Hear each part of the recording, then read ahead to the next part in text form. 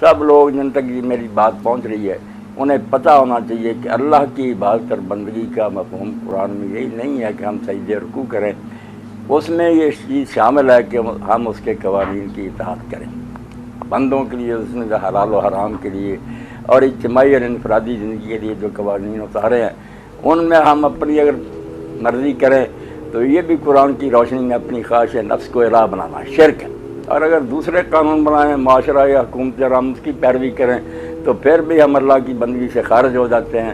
یہ بدترین شرک ہے۔ حاکم الطاغوت جو ہے نا، یہ بتوں کی پوجا سے کم نہیں، اس لیے جو شخص لا الہ الا اللہ کو سمجھتا ہے وہ اس سے منہ نہیں پھیر سکتا کہ ہاں ہمارے ذمہ ہے کہ ہم اپنی پوری زندگی میں انفرادی اور اجتماعی میں اللہ تعالیٰ نے جو قوانین اتارے ہیں شریعت اس کو قائم کریں، اور دین جو ہے اس کا مفہوم بھی یہ نہیں ہے کہ وہ چند عقائد اور اخلاقیات کا نام ہے، وہ پوری زندگی اللہ تعالیٰ کے قانون کے مطابق گزارنے کا نام ہے۔ اس لیے یہ کہہ دیتے ہیں نا کہ اسلام مکمل ضابطہ یاد ہے، اصطلاحوں کی بات کیا، اصطلاح ہاتھ میں وہ گاندھی صاحب بھی اور دوسرے لوگ بھی اس دور میں جدید الفاظ استعمال کرتے ہیں۔ دین کا جو اصل مقصد ہے کہ اللہ کو حاکم مان کر، اس کے رسول کو اس کی طرف سے پیغام پہنچانے والا سمجھ کر، اور آخرت کے دن پر یقین رکھ کر اپنی پوری زندگی جس سے کوئی شعبہ خارج نہیں، ساری زندگی خواہ وہ بال بچوں میں ہم بسر کریں، خرید و فروخت کریں، عدالتوں میں بیٹھیں، میدان جنگ میں ہوں، ہر جگہ اللہ تعالیٰ کے قوانین کی اطاعت جو ہے یہ دین کہلاتا ہے۔ اب یہ دین کا لفظی اور لا الہ الا اللہ ہمیں مجبور کرتے ہیں، ہم سے تقاضا کرتے ہیں کہ ہم اس کے لیے کوشش کریں کہ ماحول ایسا ہو کہ بندگان خدا بلا کسی رکاوٹ کے اللہ کی اطاعت کر سکے، پوری زندگی اس کی مرضی کے مطابق گزار سکے۔ اور ظاہر ہے کہ اس دنیا میں اللہ تعالیٰ سے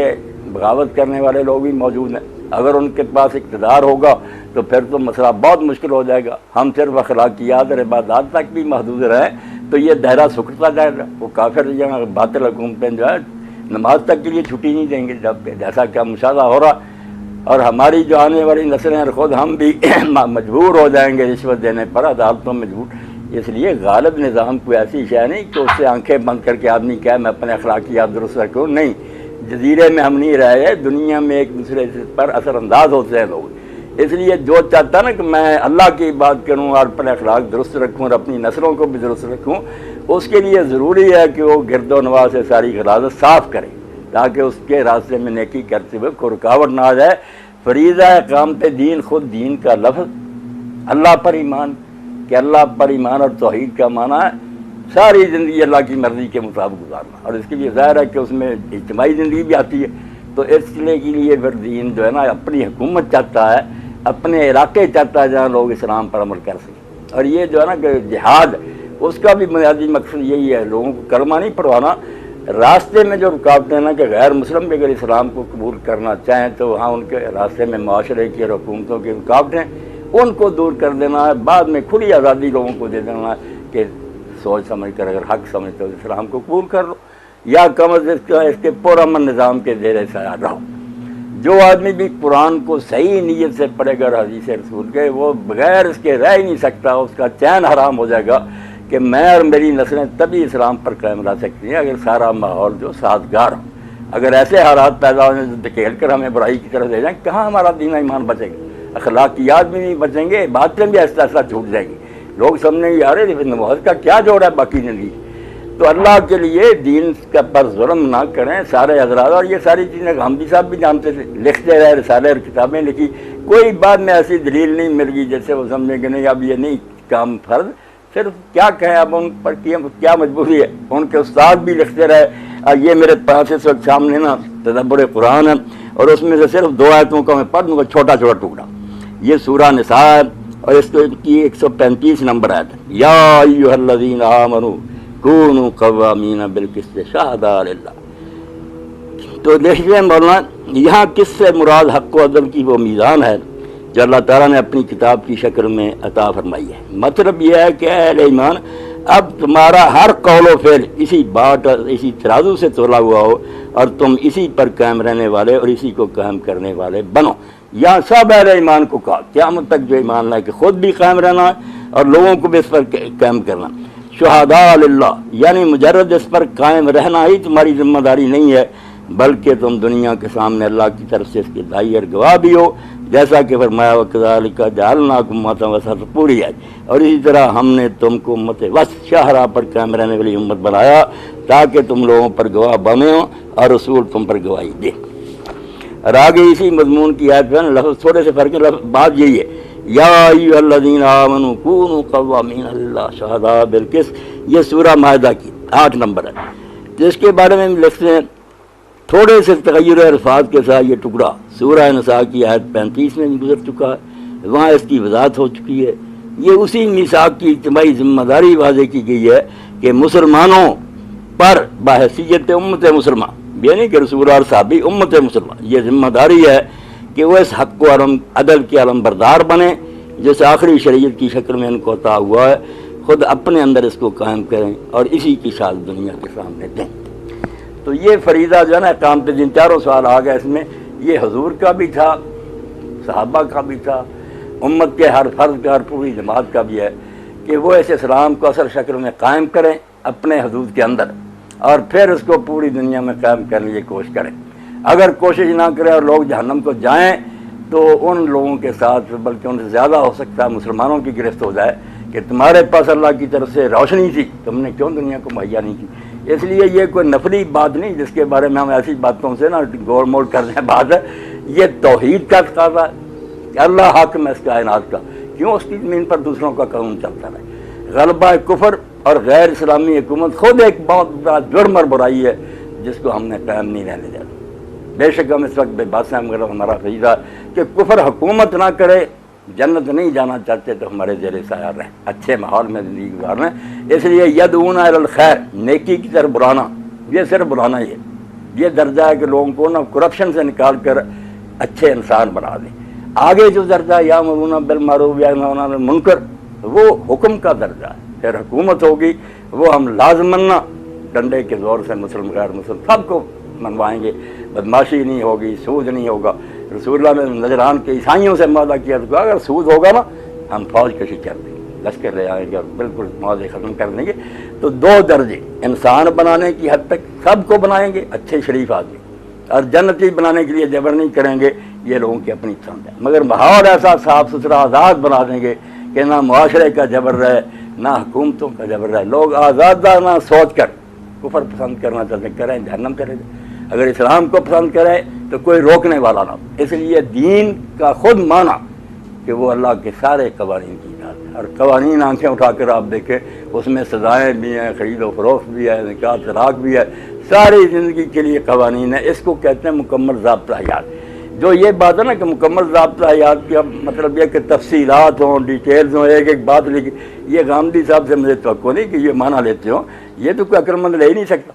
سمندر جتنی سیاہی لے کر بھی کتاب لکھ لی جائے تب بھی نئے نئے سوال پیدا ہوں گے۔ اسلام کے مکمل ضابطہ حیات ہونے کا یہی مطلب ہے کہ اس میں ایسے اصول اور گر بیان کر دیے گئے ہیں جو قیامت تک سارے مسئلوں کو حل کرنے کے لیے کافی۔ جب کہہ دیا کہ فاحشات حرام کر دیں گے، فاحشات، تو اس کلیے سے قیامت تک جتنی بے حیائی کی نئی نئی قسمیں بھی نکلیں گی، جس سے ہم دیکھیں گے یہ تو آدمی کو بدکاری اور زنا کی طرف لے جاتی ہیں، اس کے تحت وہ خود حرام ہوتی جائے۔ اگر لکھ دیا جاتا ہے نا کہ یہ فاحشہ ہے، یہ برائی تو وہ تو محدود ہوتی۔ تو اجتہاد کا ہونا ہی تو بتاتا ہے کہ اسلام مکمل ضابطہ ہے، اس میں جمود نہیں ہے، حرکت ہے۔ اگر یہ لکھ دیا جاتا فلاں شاید نشہ آور وہ حرام ہے، کتنی لمبی فہرست لکھی جاتی ہے، اور کئی چیزیں ایسی ہوتی ہیں جن کو لوگ جانتے ہی نہیں ہوتے۔ جب کہہ دیا کہ کل شراب من اسکرا حرام، ہر پینے والی چیز جس سے نشہ ہو حرام۔ دوسرا آ گیا کہ ہر چیز جو نشہ کرے زیادہ مقدار میں وہ تھوڑی ہی حرام۔ یہ 2 اصول حضور نے بیان کر دیے تو دین تن مکمل ضابطہ حیات ہو گیا۔ قیامت تک جتنی مسکرات لکھیں گی سب اس میں آ گئے۔ تو یہ سادہ سی بات پتہ نہیں کیوں نہیں سمجھ میں آتی کہ مکمل ضابطہ حیات کا مطلب ہے کہ ایک تو زندگی کا کوئی شعبہ اس سے باہر نہیں۔ کوئی کہا کہ صرف مسجد میں آئے دین کی باتیں، باہر ہم جو جی چاہے کر، نہیں، زندگی کے سارے شعبوں کے بارے میں باؤنڈری لائنز ہیں، حدود ہیں، لکیریں کھینچ دی گئی کہ ان کے اندر رہنا، اندر رہتے ہوئے بڑی آزادی ہے، ترقی کی گنجائش ہے۔ اس لیے اسلام مکمل ضابطہ حیات کا معنی یہ ہوا کہ ساری زندگی کو اپنی لپیٹ میں لینا، اور ہمیشہ کے لیے ہونے کا مطلب کہ، اور اتحاد کا مطلب کہ اس کے اندر ایسے اصول بیان ہو گئے ہیں جس سے قیامت تک آنے والے ہر مسئلے کا عالم دنا حل نکال سکتے۔ تو مکمل ضابطہ حیات کی بات کی آ گئی۔ تو لا الہ الا اللہ کا مفہوم ہو گیا، کہ ہم اس وقت تک موحد نہیں رہ سکتے نہ ہماری کوئی بات نہیں جب تک ساری زندگی میں اللہ کا قانون نہیں چلتا تا نہ خیزت بانگے حق کا ظالم ہے گر مسلمانی نے آسائی ہمیں جب تک پوری دنیا سے حق کا آوازہ بلند نہیں ہوتا ہم مسلمان ہیں تو ہمیں آرام کرنے کی اجازت نہیں. ہمارے ذمہ ہے کہ دنیا میں برائی کو مغلوب کریں دین کو غالب کریں. اور رسول کے بارے میں جو تصور دین نے دیا کہ رسول اس لیے نہیں بھیجے جاتے کہ بس انہوں نے نماز روزہ سکھا دیا مار صلی اللہ میں رسول اللہ علیہ وسلم. رسول تو حق میں مطلق بن کے لاتا ہے پوری زندگی میں اس کی اطاعت کرنی ہے. اب زندگی میں دیکھ رہے ہیں آپ نے حکومت کی ہے جنگیں کی ہیں جزیے لیے سزائیں دی ہیں نماز روزہ بھی کیا. وہ ہم چند باتیں رکھ رہے ہیں کہ صرف یہ کرنی ہے تو رسول کی اطاعت مطلقہ تو نہ ہو کہ پوری زندگی اس کی فرما برداری میں گزار رہی. اور آخرت کے بارے میں جو اللہ تعالیٰ نے قرآن میں یہ بات بتائی کہ رسول اور نبی جو آئے ہیں نا وہ اس لیے آئے تاکہ قیامت کے دن کوئی کہہ نہ سکے کہ مجھ تک دین نہیں پہنچا. اب جو ہم ختم نبوت کے قائل ہیں کہ حضور کے بعد نبوت بند ہے یہ لوگ جو بعد میں آئے ان کو ہدایت کی ضرورت نہیں. اگر انہوں نے کہہ دیا کہ پہلوں کے لیے نبی بھیجا ہمارے لیے کون ہے تو یہ امت بھی یہ کام نہ کرے اور اس کی ذمہ داری نہ صحابہ تک کام ختم تھا بعد میں آنے والے لوگ جب بڑھے یہ کس سے ہدایت حاصل کریں. نہیں ہر مسلمان کا کام ہے جو آیتیں میں نے پڑھی کہ وہ خود بھی دین پر عمل کر کے نمونہ بنے قرآن کا. یہ راز کسی کو نہیں معلوم کہ مومن قاری نظر آتا ہے حقیقت میں خدا ایک چلتا پھرتا قرآن بنے ہر بندہ اس کے قول و فعل سے سمجھ بھائی صحیح اور درست راستہ ہی اور لوگوں کو بھی شہداء اس کی طرف لائے. اور یہ شہادت حق کا دین کو پیش کرنا وہ یہ نہیں کہ مسئلے بتا دیے. غامدی صاحب نے کوئی کتاب لکھ لی میں نے لیکچر دے دیا وہ ہے کہ وہ نمونہ قائم کریں ایسی ریاست اور اسٹیٹ جس میں اسلام اصل شکل میں چلتا ہو اور لوگ آنکھوں کے سے دیکھیں کہ واقعی اسلام میں یار یہ برکتیں ہیں اس کا معاشی نظام ایسا عدل ہے باتوں سے کیا بنتا. اس لیے یہ مختصر باتیں جو نا اس میں دفتر ہیں کہ اللہ کو ماننے کا مطلب کیا ہے رسول پر ایمان کا مطلب کیا ہے آخرت کی عدالت میں جو فیصلہ اس کا دار و مدار ہے کہ لوگوں پر حجت تمام ہو. حجت تمام نہیں ہوتی باتوں سے اس کے لیے ضروری ہے کہ لوگ نمونہ دیکھیں. اسی لیے مکہ میں چند عقل مند آدمیوں کے علاوہ کوئی اسلام نہیں لایا. لوگ جو ان کی سمجھ میں نہیں آتا تھا کہ یہ کس طرح ہو سکتا ہے یار لوگ اپنی دولت غریبوں کو دے دیں. جب مدینہ میں آنکھوں سے لوگوں نے دیکھ لیا یدخلون فی دین اللہ لشکروں کے لشکر ہے. اس لیے 4-5 سوال جو نا وہ انشاءاللہ اسی بات میں آ گئے کہ فریضہ اقامت دین نفلی کام نہیں بلکہ سارے دین کی روح ہے. یہ ختم کر دیا جائے نا اور کہا جائے حضور تک تھا صحابہ تک سارا دین پیٹ دیں. میں کہتا ہوں اس سے دلیرانہ جو ہے نا موقف وہ بہائیوں کا ایمانداری سے اگر یہ لوگ سمجھتے ہیں کہ قرآن آؤٹ آف ڈیٹ ہو چکا کیوں پھر ایج پیج کی باتیں کرتے سادہ سی بات کہنا کہ یار اس زمانے کے لیے قرآن نہیں یہ عبادتیں اور اخلاق ہمارے لیے اس کا کیا فائدہ یہ بھی چھوڑیں. اس دور کے ہی پرانے کو فرق کیا کہ عبادتیں اور اخلاق سارے مسلمان کریں اور جہاد اور فریضہ اقامت دین صحابہ ہی کریں کہیں یہ فرق نہیں. یہ لوگوں کو خوش کرنے کی یہ بات گھڑی گئی ہے. اگر یہ ایسا ہی بیکار ہو چکا نا تو چھوڑیں. وہ نئی شریعت انہوں نے بھائیوں نے دے دی لوگوں کے مطالبوں کے مطابق سود جائز کر دیا پردہ ہٹا دیا. کرنا یہی چاہتے ہیں یہ لوگ سارے مگر اس کے لیے ڈرتے ہیں کہ لوگ کہیں گے یار قرآن کی بیکاری نہیں قرآن عظیم ہے فلاں فلاں مگر کہیں گے یہی کہ اب اس دور میں کام نہیں. یہ اقامت دین کے بارے میں یقین جانے دل جلے سے میں نے باتیں کر دی کیونکہ وحید الدین خان صاحب کا بھی پڑھا ہے غامدی صاحب کا بھی پڑھا مگر افسوس ہے کہ ہر ایڈیشن میں لکھ دیتے ہیں کہ میں نے اب اس سے رجوع کر بھائی رجوع ٹھیک ہے کہ آدمی کے علم میں ترقی مگر اس طرح کی ترقی کہ پورے قرآن کو ہی بدل دیا جائے. قرآن سے پہلے کچھ ساری عمر نظر آئے چھاپا جائے تفسیریں لکھی جائیں استاد امام لکھیں فریضہ اقامت دین دعوت دین اس کا طریقہ کر بعد میں اچانک پینترا بدل دیا جائے. یہ رجوع نہیں نہ یہ علمی کوئی نہ تبدیلیت بالکل یہ کہنا چاہیے کہ باطن کی خرابی اللہ مجھے اور غامدی صاحب سب کو بچائے. اللہ سے پناہ مانگیں کہ وہ ہمارے جو شرور ہیں انفسنا سے ہمیں بچائیں. اللہ کو اگر ماننا ہے رسول پر ایمان لانا اس کا کی پیروی کرنی تو اس میں صرف نمازیں روزے اخلاق نہیں اس میں عدالتیں ہیں اس میں میدان جنگ میں جہاد ہے اس میں قانون سازی ہے. تو یہ 5-6 سوال اصل میں ایک ہی اور جو یہ سوال بھی تھا کہ اسلام مکمل ضابطہ حیات ہوئی میں نے آپ سے عرض کی کہ ضابطہ حیات مکمل ہونے کا مطلب ہے کہ دین ہر شعبے کے بارے میں ہمیں رہنمائی دیتا ہے. باقی وہ رہنمائی اس طرح کی نہیں کہ ایک ایک بات میں ہمیں ذکر دیا اس کے 2 حصے کر دیے کہ ایک حدود ہیں آخری جن کے اندر رہنا عورتیں مرد الگ الگ رہیں ایک دوسرے کو نہ دیکھے تار کر ایسی چیزیں جو بدکاری کی طرح لے جاتی ہیں ان سے بچیں. باقی اس کے اندر رہتی ہوئے کہ لباس کس طرح کا سلائیں وہ بھی کہہ دیا کہ باریک نہ عورتوں چاند جو ہے نا وہ پابندیاں اس کے اندر چھٹی ہے. میں قمیص پہنوں دوسرا شرٹ پہنے کو پینٹ پہنے کسی علاقے میں کوئی سب اسلامی ہیں اگر وہ حدود ہیں ان کے اندر ہے، اور اتحاد ہی اس کی دلیل ہے کہ اسلام مکمل ضابطہ ہے۔ انہوں نے سمجھ لیا کہ الٹا ہے، مکمل ضابطہ یاد کا مطلب ہوتا ہے سمجھتے ہیں کہ ایک جزیہ ایک ڈیٹیل لکھی ہو، یہ نہیں ہو سکتا کبھی نہیں۔ قانون صرف یہ کرے گا، بنیادی اصول سمجھا دے گا، پھر عدالت نے اور قاضی اور علماء ان کی روشنی میں اللہ کی مدد سے ہر مسئلہ حل کر لے دیں گے۔ اور رسول اللہ کے بعد اگر حجت تمام کرنے کا معاملہ ختم ہو جائے، جو بعد میں امتیں پیدا ہوئی ہیں ساری قیامت کے دن کھڑی ہو جائیں گی کہ پیدا کے لیے رسول اللہ نبی بھیجے کہ وہ قیامت کے دن بہانہ نہ کر سکے۔ اب ہمارا تو بہانہ ہے، ہمارے پاس کوئی رسول نہیں ہے، امت نے ویسے فریضہ دین چھوڑ دیا، تیری کتاب نے بتایا کہ چند بات چند اخلاق جو نا اس کو اپنا لو جنت میں چلے گا، وہ کام چھوڑ بیٹھے، نبی بند کر دیے، ہمارے ساتھ تو یہ ظلم ہوا۔ آپ بھی بتائیں اللہ کس منہ سے ان کو سزا دے گا؟ اس لیے امت جو ہے نبی کے بعد اس کی قائم مقام ہے، ایک مسلمان پابند ہے کہ کوئی ایسی حرکت نہ کرے جس سے کوئی غیر مسلم جنت کی طرف آنے کی بجائے بھٹک جائے، تو مسلمان ایسے کام کرے۔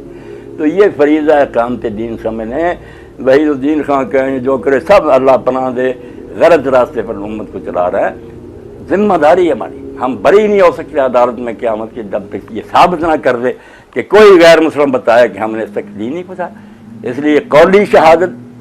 پھر عملی شہادت، اس کے بعد نا ایک نمونہ کی شہادت، یہ سب چیزیں ضروری ہیں۔ اور یہ ساری باتیں استاد امام امین حسن اسرائی صاحب رحمۃ اللہ علیہ نے ضابط دین اور اس کے طریقہ کار میں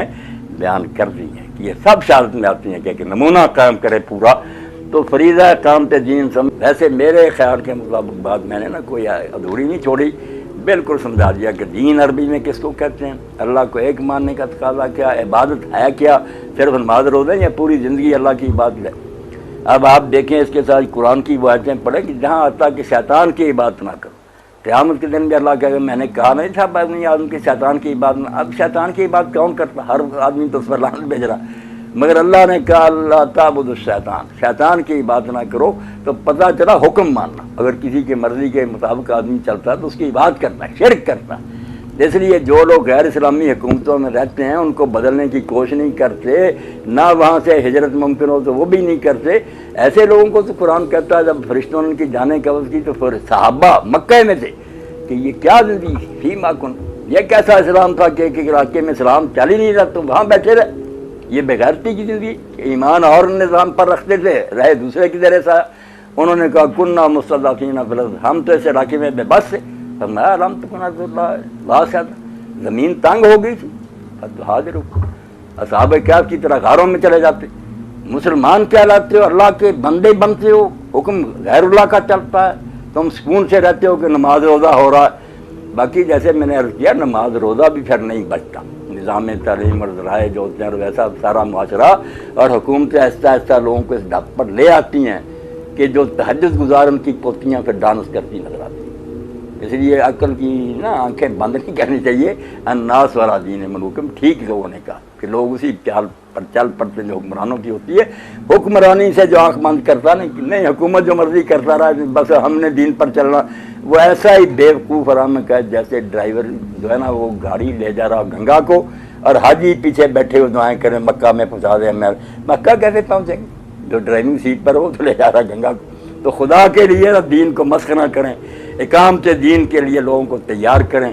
اس کو ختم کرنے کے بعد اس امت کی کوئی ضرورت، اگر انہوں نے یہ کام نہیں کرنا، نہ نمونہ دینا، کیا یہ خیر امت ہے امت وسط ہے؟ یہ ظلم عظیم ہے جو اسلام پر ہو رہا، چھوٹی تبدیلی نہیں، ایک ایسی تبدیلی پورا دین اس میں نہ برباد ہو جائے گا۔ مسلمان جو ذلیل ہونے پر مطمئن ہو جائیں گے، جوتے کھاتے رہیں گے، کافروں کے زیر سایہ رہیں گے، اور یہ کہیں گے اقبال کی زبان میں ملا کو جو ہے ہند میں سجدے کی اجازت، نادان یہ سمجھتا ہے اسلام ہے آزاد، توبہ توبہ توبہ۔ اور ان میں سے کوئی بات میرے علم کے مطابق ایسی نہیں، غامدی صاحب کا میں نے لٹریچر پڑھا، اللہ نے سلامت رکھے، وہ سب باتیں جانتے ہیں، اس کو انہوں نے پورے زور سے بیان کیا اپنی کتابوں میں، مگر بعد میں تبدیلی کر دیں۔ تبدیلی کوئی دلیل نہیں ہوتی، وقت کے ساتھ ساتھ بدلتے جاتے کہ لوگ اس طرح خوش ہوتے ہیں، حکومتیں خوش ہوتی ہیں، تو یہ باتیں نہیں درست۔ اللہ ہمیں بھی ان کو بھی شرور نفس سے اور بالکل سیئات میں اعمال سے بچائے اور صحیح دین پیش کرنے کی توفیق۔ یہ تو مسلمان پہلے ہی ختم ہو چکے ہیں، اور جو بات مکمل ضابطہ حیات کی وہ بھی سب کے ذہن میں واضح ہے کہ مکمل یہ نہیں کہ ایک ایک سوال کا جواب لکھا ہوا، ہر معاملے میں ایسے اصول دے دیے گئے جن سے سارے مسئلے حل ہو جاتے ہیں۔ جیسے معاشی نظام کے بارے میں سب نے اتنی بات کیا بھی لیکن آج پونا دولت ہم بین الجائے میں کہ دولت جو ہے صرف غنیوں میں نہ گھومتی ہے، سارے معاشرے میں یہ خون جانا چاہیے۔ کیسی بات! اب اس کے لیے زکوٰۃ ہو، صدقہ ہو، حکومت نئے ٹیکس لگائے، ان پر اور ٹیکس لگائے، ایسا نظام جس سے دولت امیروں سے غریبوں کی طرف چلے۔ بس قرآن کا حکم اگر کہہ دیتا دو چار باتیں تو معاشرہ مجبور ہو جاتا بیچارہ۔ اب کھلی چھٹی ہے، فری ہینڈ ہے علماء کے پاس اور حکومتوں کے پاس، نیت نیک ہو، صحیح مصرف میں خرچ کرنا ہو تو حضرت عمر رضی کی طرح ساری دولت بھی ان کی ضبط کر لینا اور قرضے اتار دیں، دین میں بالکل جائز۔ المحلہ میں ابن حزم نے یہ باب ایک باندھا کہ امت مر رہی ہو، ملک تباہ ہو رہا، غریب بھوکے مر رہے ہیں اور لوگ جو دولت کی 25 کروڑ اور اتنے ارب لے کر بیٹھے ہو، کیا اسلام ہے یہ؟ تو اس لیے مکمل ضابطہ حیات کا مطلب ہے کہ کوئی دائرہ جو ہے نا، تجارت والے کہیں نہیں تجارت میں ہمیں چھٹی ہے، اس میں اسلام نہیں کچھ رہا، ہم مسجد میں نمازیں پڑھیں گے، وہاں جائیں گے تبلیغی سفروں میں، جو چاہیں تجارت میں کریں، نہیں، تجارت ہو حتیٰ کہ بیوی بچوں میں بیٹھا نہ، اس کے لیے بھی ضابطے، زندگی ساری کے لیے ضابطے، یہ ہے مکمل ضابطہ ہے۔ باقی جو ہے نا کہ اس میں حرف لکھا ڈیٹیل نہیں، اصول سمجھا دیے گئے جو انشاءاللہ پوری زندگی رہنمائی کریں۔ اور علماء کو ہم دیکھتے ہیں کہ 1400 سال سے نیا مسئلہ پیش آتا ہے، اجتہاد مال کر قرآن و سنت سے ہی، وہ اجتہاد جو ہے نیا دین نہیں، قیاس اور اجتہاد جو ہے نا وہ جو ہے مضر لا مستقل، نئی چیز نہیں کوئی نکالتا، جو قرآن حدیث میں اس میں ہی غوطہ مارنے سے پتہ چل دیتا کہ اگر حضور کے زمانے میں یہ بات آتی تو آپ اس کا یہ فیصلہ کریں۔ بڑی ذمہ داری کا کام۔